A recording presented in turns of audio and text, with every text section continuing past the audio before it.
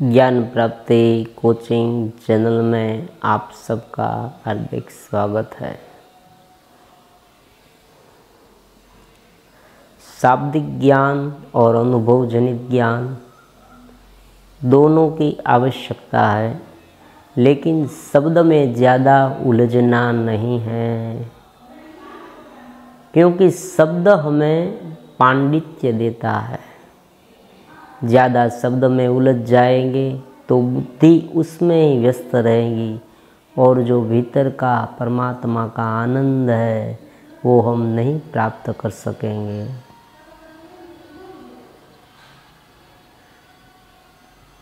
मुझे इस बात का पहले बहुत ही साधना में अनुभव हुआ था, अलग अलग शास्त्र के पीछे में पढ़ा था, लेकिन जब तक आनंद की अनुभूति नहीं हुई, जब तक मन से ऊपर की चैतन्य स्थिति की अनुभूति नहीं हुई, तब तक शांति नहीं मिलती।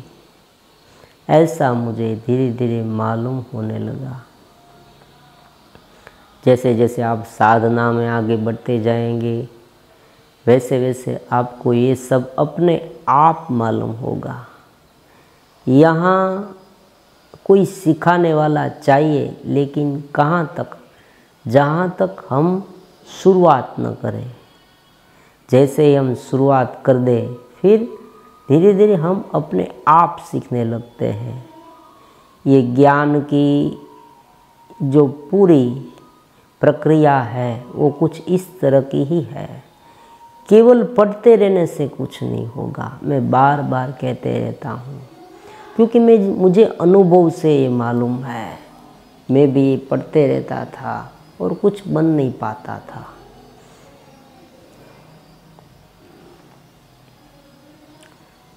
तो दर्शन शास्त्र और तंत्र शास्त्र, दर्शन शास्त्र में वस्तु को, जीव को, शरीर को, इस पूरे ब्रह्मांड को जानने के लिए अलग अलग प्रकार के सिद्धांत दिए गए हैं।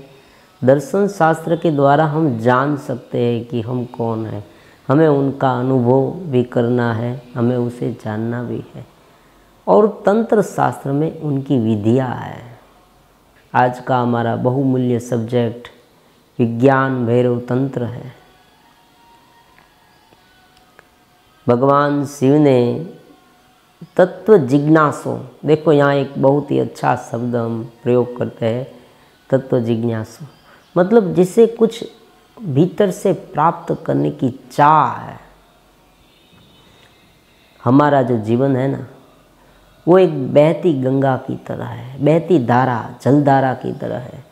अलग अलग पड़ाव उसमें आते हैं, एक जन्म, दूसरा जन्म, तीसरा जन्म। हमारा शास्त्र कहता है कि अनेक जन्म से अगर हमने कोई पुण्य किया हो तो हमें मनुष्य जन्म मिलता है। ऐसा क्यों? क्योंकि उसमें बौद्धिकता है। हम हमारी वृत्तियों को एकरूप कर सकते हैं, उनसे ऊपर उठ सकते हैं।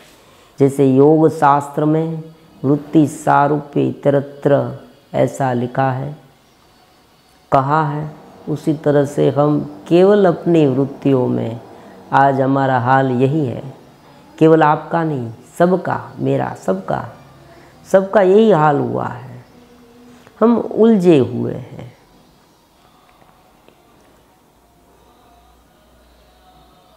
जब तक हमें उस उलझन का ठीक से पता नहीं चलता, और उस उलझन का पता हमें तब चलता है जब हम भीतर जाने का प्रयास करते हैं।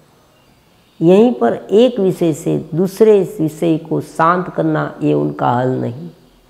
जैसे कि हमें कोई पीड़ा होती है, दर्द होता है, तो हम क्या करते हैं?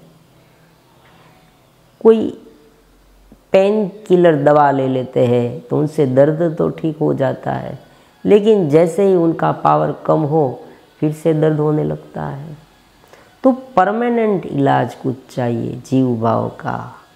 हमें जैसे ऊपर हमारा जो ब्रह्मरंध्र है, यहाँ क्राउन चक्र है, वहाँ से परमात्मा की शक्ति धीरे धीरे मिलने लगे, तब ये बात बन सकती है। हमारा कनेक्शन परमात्मा से जुड़े थोड़ा बहुत भी, तो भी ये बात हो सकती है। तो भैरव तंत्र एक तंत्र है। भगवान शिव ने 112 पद्धतियाँ दी है, अलग अलग पद्धतियाँ। भगवान कहते हैं कि हमारे भक्तों की कैटेगरी अलग अलग है, जीव की कैटेगरी अलग अलग है। जीव स्वयं ब्रह्म है, ये बहुत ही इम्पोर्टेंट बात है। उसे समझनी थोड़ी मुश्किल है, मैं जानता हूँ, लेकिन जैसे जैसे हम साधना में आगे बढ़ते जाएंगे ना, ये एकदम सिंपल सा हो जाएगा। फिर भी उसमें अंतराय आते हैं, ऐसा नहीं, बार बार अंतराय आते हैं।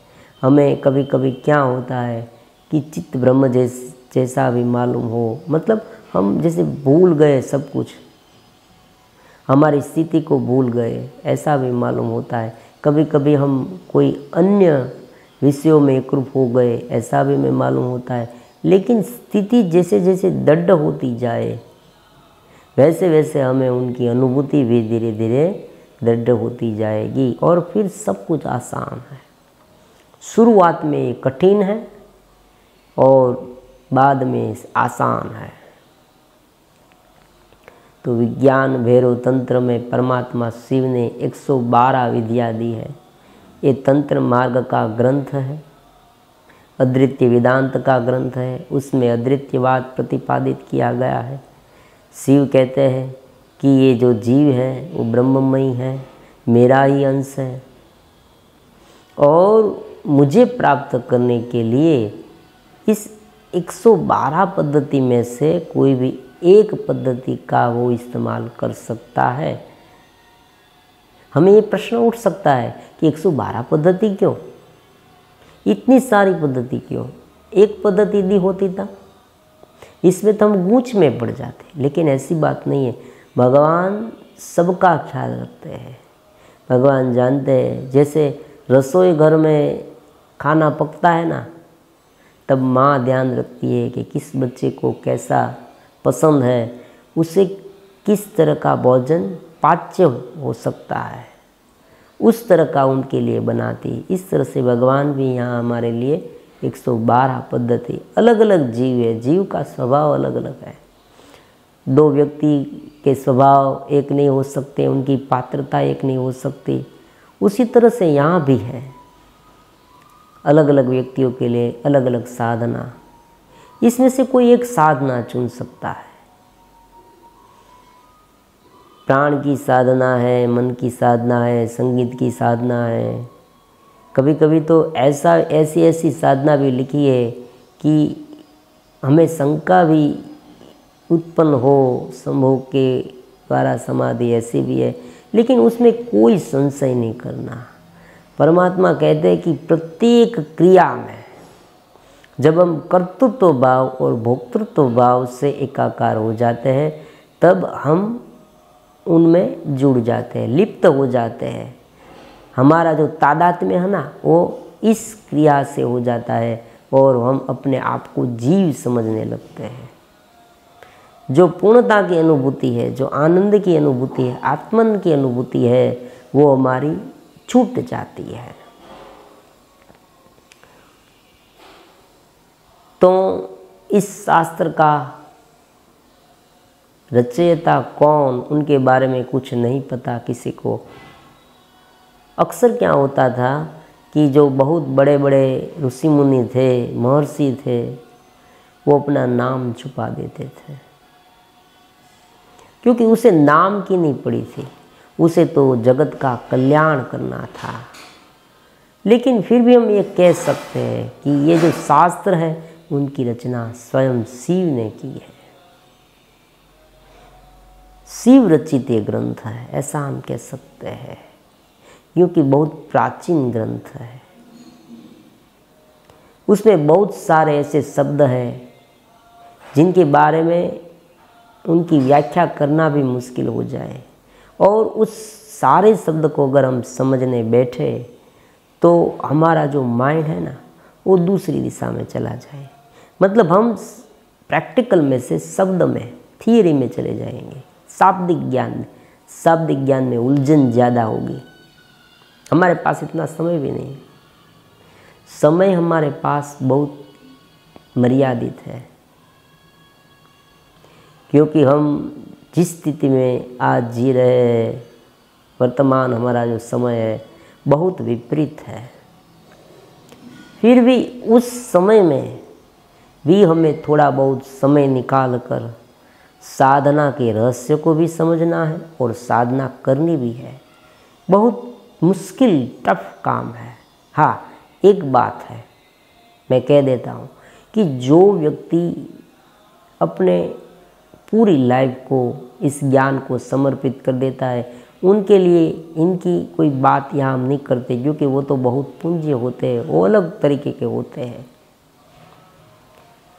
लेकिन हमने जो ये चैनल बनाई है वो ऐसे लोगों के लिए, हम और आप जैसे कि जो इस संसार में भी रहते हैं, कुछ छोटा मोटा काम भी करते हैं, कोई युवा है संसार में, कोई अलग ध्येय में भी काम करता है, मतलब कुछ करना, अपने जीवन में कुछ बनना आदि।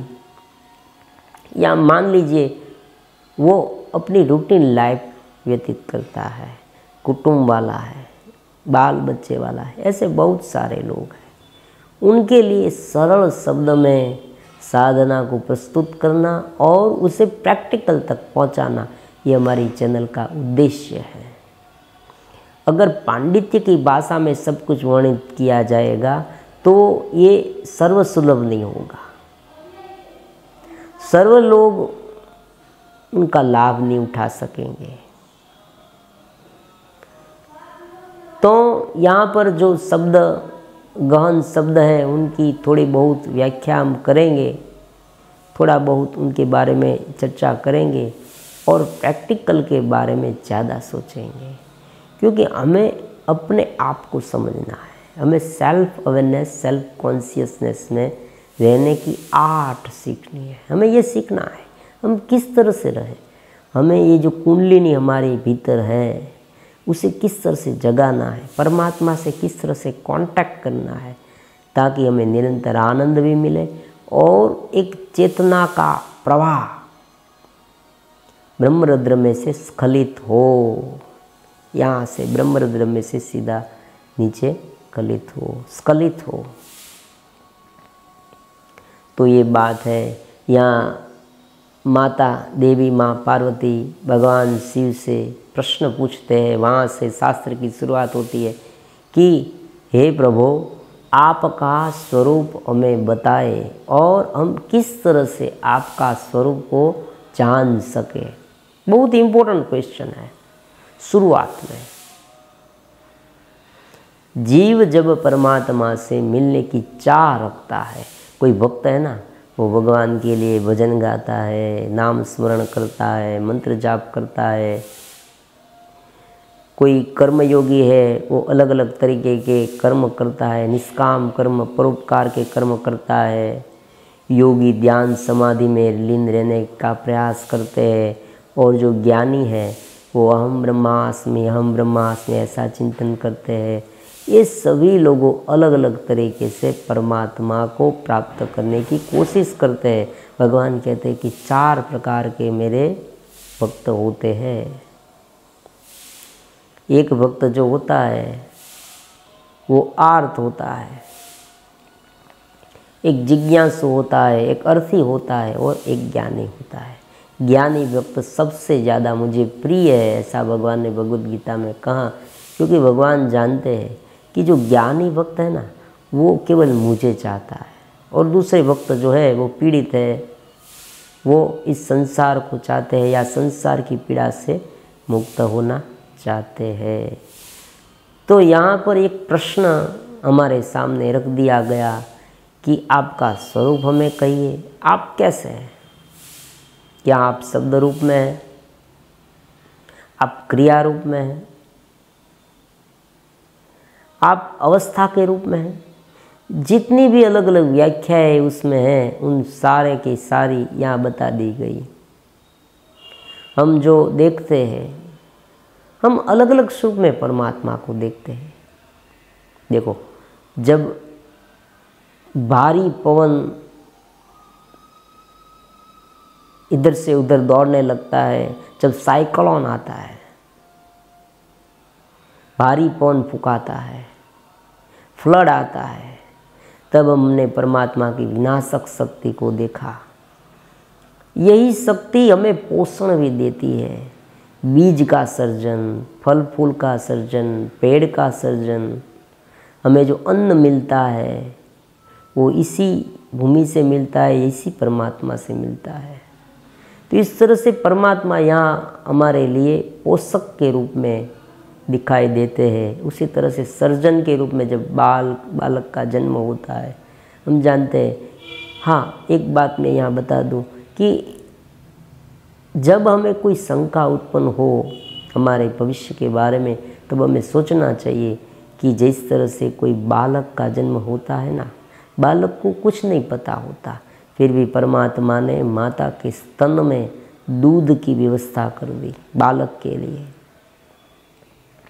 बालक को कुछ पता ही नहीं, बालक ने भी कुछ किया ही नहीं, लेकिन पहले से परमात्मा जानते हैं कि भाई ये कैसे खाना खाएगा, इनके दांत भी नहीं है, वो चल फिर भी नहीं सकता, पूरी तरह से बोल भी नहीं सकता, तो ये जीव का क्या होगा। तो परमात्मा प्रकृति ने एक ऐसी व्यवस्था कर दी, माता के स्तन में दूध का स्त्राव होने लगा और माता उसे दूध पिलाती है, उस बच्चे को बड़ा करती है। तो इस तरह से ये सारी प्रकृति का सृजनात्मक रूप भी हमें देखने को मिलता है। और हम कह सकते हैं कि सर्जन के रूप में, पोषक के रूप में और विनाश के रूप में यही परमात्मा है, क्रियात्मक रूप में। अब जब ये संपूर्ण विलीन हो जाता है, तब अव्यक्त रूप में भी यही परमात्मा रहते हैं। हमारे आसपास का सब कुछ, पेड़ पौधे, मकान, जमीन, जंगल, सूर्य, चांद, तारे, नक्षत्र, ग्रह, नदी, समुद्र, सब कुछ, आपको जो कुछ भी अपनी आँखों से दिखाई देता है, जो कुछ आपने पढ़ा है, सुना है, इंद्रिय से जो कुछ भी आपको अनुभव में आया है, वो सब कुछ परमात्मा है, ऐसा कहना चाहते हैं। भगवान कहते हैं कि ये सब मेरा स्वरूप है। यही बात भगवत गीता में 11वें अध्याय में भगवान ने विश्व रूप दर्शन दिखा के कहा। यही बात भागवत में पुरुष सूक्त के रूप में कही है। तो कुल मिला के एक ही बात है कि सभी जगह पर परमात्मा है, सभी जगह पर ब्रह्म है, उनमें कोई विवाद नहीं। परमात्मा कही शक्ति है। अब हम आधुनिक विज्ञान को देखें, साइंटिस्ट को देखें, तो आइंस्टाइन ने, आधुनिक वैज्ञानिक ने ये प्रूफ कर दिया कि सारा ब्रह्मांड ऊर्जा का स्वरूप है। ऊर्जा मतलब शक्ति, ईथर, वही परमात्मा है। जब ये सब विलीन हो जाएगा, एक और दूसरे में, दूसरे और पहले में, इस तरह से पीछे हटता जाएगा। देखो, ये एक के और एक इस तरह से उनका संकलन हो जाता है, पीछे हटता जाता है, एक रूप होता जाता है। 5 तत्व का धीरे धीरे मन में, मन का ब्रह्म तत्व, महतत्व में, उस तरह का एक तत्व का दूसरे तत्व में विलीन होते होते महतत्व और अव्यक्त प्रकृति और प्रकृति का धीरे धीरे ब्रह्म में, ऐसा भागवत में बहुत विस्तृत रूप से सब लिखा है। कपिल भगवान ने भी ये बात की है। तो ये जो सारा ब्रह्मांड है ना, वो परमात्मा का ही स्वरूप है। उसे समझाने के लिए सबसे पहले देवी माता जी भगवान शिव से प्रश्न करते हैं कि आपका स्वरूप हमें बताए, आप कहाँ पर है, फिर आप उसे जानने का मार्ग बताना। आप कहाँ हैं, 2 ही बात है। हम परमात्मा को कैसे जाने? हमने समझ लिया कि परमात्मा सब में है, सभी जगह पर है। अब हमें उसका उपाय बताए कि किस तरह से हम जाने। 2 ही बात है। इम्पोर्टेंट। अब अलग अलग अवस्था के रूप में परमात्मा है, जागृत, स्वप्न और सुषुप्ति। मांडुक्य उपनिषद में इनके बारे में बहुत सुंदर सी रजुआत है, अकार, उकार और मकार। तो जागृत, जब हम जागते हैं, मतलब जागते हैं मतलब क्या, इंद्रिय द्वारा, मन द्वारा जब हम सब कुछ देखते हैं, फिजिकल बॉडी का हमें पूर्ण रूप से अनुभव होता है, तब हम पूरी तरह से जागृत हैं, ऐसा हम कह सकते हैं। इंद्रिय में जागते हैं। जब हम सो जाते हैं, डीप स्लीपिंग नहीं, ड्रीम स्लीपिंग मतलब स्वप्न वाली निंद्रा। अलग अलग प्रकार के स्वप्न देखने लगते हैं और उसमें से एक निंद्रा ऐसी है डीप स्लीपिंग वाली, सुसुप्त अवस्था उसे कहते हैं। तो इस तीनों अवस्था में मैं हूँ, परमात्मा ही कहते हैं। माँ भगवती पूछते हैं उसे कि तीनों अवस्था में आप हैं। देखो, अलग अलग स्वरूप को दर्शाते दर्शाते ये कहने का मतलब है कि क्या इसमें परमात्मा है या इसमें नहीं। समझ रहे आप? जैसे हम किसी को ये पूछते हैं कि आप यहाँ हैं, उनका मतलब क्या हुआ कि आप वहाँ नहीं हैं। कोई ऑफिस में किसी को हम ऐसा कहे कि आप ऑफिस में थे कल, तो उनका मतलब ये हुआ वो आप घर में नहीं थे। तो यहाँ परमात्मा सभी जगह पर है, इसलिए उसे अलग अलग स्वरूप से कहा गया है। क्या आप अंदर हैं, क्या आप बाहर हैं, क्या आप ऊपर हैं, क्या आप नीचे, क्या आप शब्द में हैं, क्या आप अवस्था में हैं, क्या आप क्रिया में हैं, क्या आप ब्रह्म में हैं, क्या आप प्रकृति में हैं, क्या आप लय में हैं, क्या आप उत्सर्जन में हैं, क्या आप सृजन में हैं, क्या आप पालन में हैं, कौन सी जगह पर आप हैं। अगर ये तय हो जाए कि यहाँ ही परमात्मा है, तो हम तुरंत ही दूसरा प्रश्न हमारे मन में उठेगा, तो उनका मतलब ये हुआ कि वहाँ परमात्मा नहीं है। यही भेद है, यही समझना है, यही एक रहस्य है। मैं ये भी कहता हूँ, जिस तरह से एक मछली है ना, पानी में रहती है, अगर वो इधर उधर ढूंढे कि पानी कहाँ है, पानी कहाँ है, तो उसे पानी कहीं नहीं मिलेगा, कहीं जगह पे मिलेगा ही नहीं। क्योंकि हम अगर इसे कहें कि ये पानी है, तो वहाँ क्या है। समझ रहे आप? जब हम किसी वस्तु को एक लिमिट में बांध देते हैं, स्थल के लिमिट में, काल के लिमिट में, वस्तु के लिमिट में, नाम के लिमिट में, वो लिमिट में जब हम उसे बांध लेते हैं, तब वो वस्तु नाशवंत हो जाती है और एक जगह पर है और दूसरी जगह पर नहीं है, ऐसी हो जाती है। हम ऐसा कहें कि ये टेबल यहाँ है, उनका मतलब ये टेबल वहाँ नहीं है। टेबल आज था तो टेबल कल नहीं होगा।